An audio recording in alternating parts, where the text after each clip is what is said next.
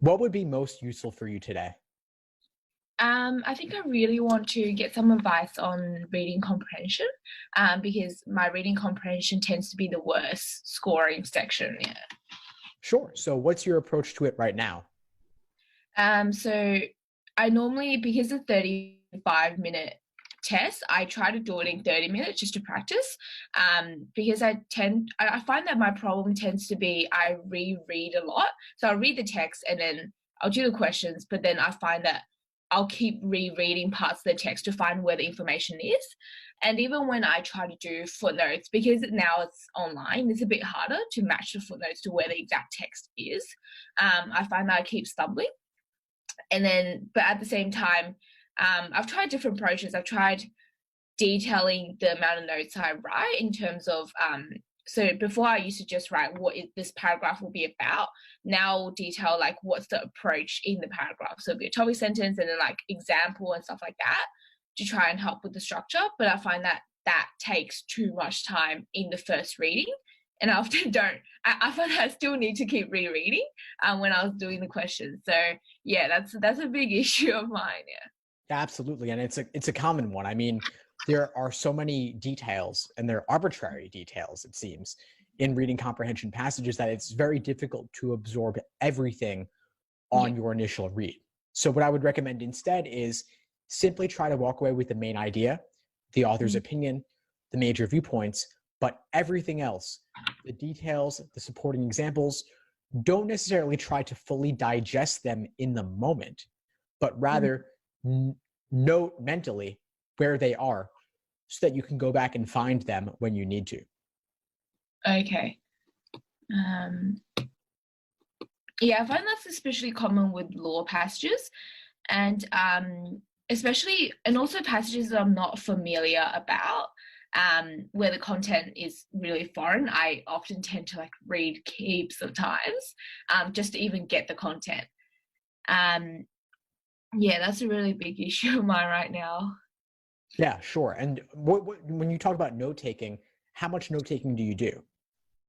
Right now I've tried to like, because I've tried around. Now I just kind of do a couple of words every few lines, just detailing the subject, and like sometimes if I come across an opinion, I'll just underline it rather than try to summarize it. I'll just make a note. I feel like that helps a lot, but sometimes when it comes to long passages or again ones that I'm not familiar with, especially scientific ones where you have to make sense of the flow, I struggle with that a lot in the questions. Right, I understand. So you've been previously underlining in the passage a little bit. Yeah. And then what does your note-taking strategy look like in terms of actually writing things down? Yeah, so I write down the strategy. So if there's a signal word, say for example or something, underline that or circle that. But in terms of note taking, I guess I write down the subject of every half. I guess I try to do like every half a paragraph. I'll note the subject. So say if it's like, say if the topic is constitutional law or something and how it's applied, I'll note down the example or like the content of the example so I can come back to it. I find that's been really helpful because it tends to match up more with the questions. Yeah, it's been helping, but sometimes again, like when it gets to content that I'm not familiar with, it just yeah, I still make a lot of mistakes. So I don't know if there's any way to just when you're not doing the test to read up on some relevant stuff, but I'm not quite sure if that will be helpful or where to find those materials. Yeah, sure. So I think that you may be trying to write down too much. I would try to just note the major viewpoints, the opinions presented. That's it. It takes time to write things down and it takes time to read them. In terms of alternate sources to become familiar with the material, a couple I could recommend are Scientific American and The Economist. Okay. And one thing you could do if you want to get faster at comprehending them is two different tools I'm going to recommend. One is called Spreeder, Spreeder. The other is called Phrase Reader. And what you can do is you can copy paste those articles into these apps and then it will display the text to you at varying speeds so that you can put yourself on a sort of treadmill to get faster at reading them because it's displaying it or putting it in front of you. And that will also help in terms of the LSAT being digital, comprehending it on a screen, because so much of what we're used to reading online is relatively lower quality than what we read out in printed matter. And so if you want to get used to reading this dense LSAT material on a screen, as the LSAT is digital now, that would be a good way to go about it. Yeah, definitely. I think that will be of really big help. And also something I struggle with is the new 2-passage structure. I mean, it's harder they always ask what's common that they talk about, but it's like they ask about the really niche details. I try to do like a keyword search, but again, like scanning the 2 passages can be really time consuming. And sometimes I think something's in one, but not the other, but tends to be in both. And I have to go again, do the search again. And often because they often diverge a little bit or diverge completely in opinion, the questions tend to always ask about the opinions, and I find that that's also a really big problem as well. I always get a lot wrong in those passages. Yeah, those can be a little bit different, sometimes a little bit harder even.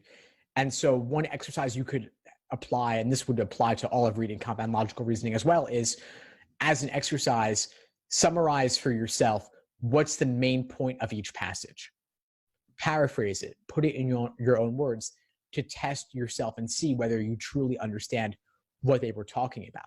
And then for these dual passages as well, as an exercise, just test yourself every single one that you do. They've been appearing for the past 10 plus years, since June 2007. And so you could simply run through all the dual passages specifically as a drill. Not all 30 plus of them, but maybe the ones from 2007 to 2009.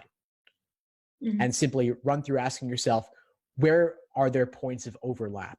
Where are there points of potential disagreement? And oftentimes the passages won't be directly at odds with each other. Rather, there will be simply, as you said, a small point of overlap, but for the most part, they're talking about different things. Like one might talk about insects in general, the other talks about honeybees in particular. Yeah. And so that's, as you said, niche topics, there's that small area of overlap.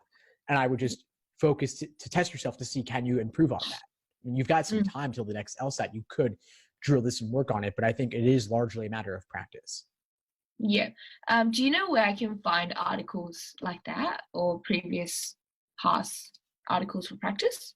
Yeah, sure. So if you want general articles, like I said, publications including The Economist, Scientific American, The Atlantic, Harper's, Arts and Letters Daily. If you want more than that, of course, the best source is truly the actual LSAT prep tests. Most of them are available in books of 10 on Amazon.com for about $20 each, or for some courses will give you access to the PDFs as well. And so you could use those instead. There are also 11 exams on the Khan Academy website. And then LSAT so that's a good source of material. And then you also have the June 2007 LSAT PDF available for free. And then at familiar.lsac.org, there are 3 exams in the digital LSAT format. Okay. Yeah, and that's a big problem. And also, do we have time just to talk about logical reasoning really quickly? Sure. I've been doing logical reasoning a lot, and I find that I've improved a lot. Now I used to, under 35 minutes, I used to get 3 or 4 wrong. Now I get 2 or 3 wrong under 35 minutes, and under 30 minutes, I often get around 4 wrong. So 3 or 4. I find that now it really comes down to concentration, when I'm really able to focus, because as soon as I get distracted, I notice I start getting it wrong. So do you have any, I guess, advice for that? In terms of just staying interested? Not really. I don't really like the content, but I guess I've done a lot of logical reasoning. It's just really cramming. Yeah, I hear you. I mean, well, you have to ask yourself, what's the conclusion? Ask yourself, so what? Yeah. Why are they saying this? What's the point? Find the conclusion. Start there. You find the conclusion, which is their major claim. Then you find the evidence and ask yourself, to what extent does this evidence support the conclusion? What are they failing to consider? Or what are they not bothering to explicitly state? I find that like my mistakes always come through in long scientific passages again, where you have to physically make sense of the process, and sometimes the question will ask you, what will happen in this situation. They'll get you to basically run through the process. Those are really time consuming. I try to skip them on first go, but sometimes, always trip me over. For the tougher ones, I mean, the ones later in the section, skipping them and coming back is a valid strategy. But in terms of staying engaged and attempting them in the end, I would say, again, find the conclusion, avoid the filler as much as you can.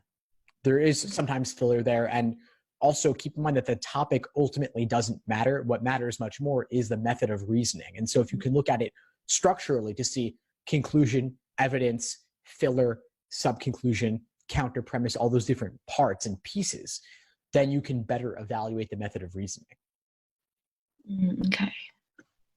And just wanted to inquire about do you do future, consistent LSAT tutoring, or have you stopped doing that? No, I still do it.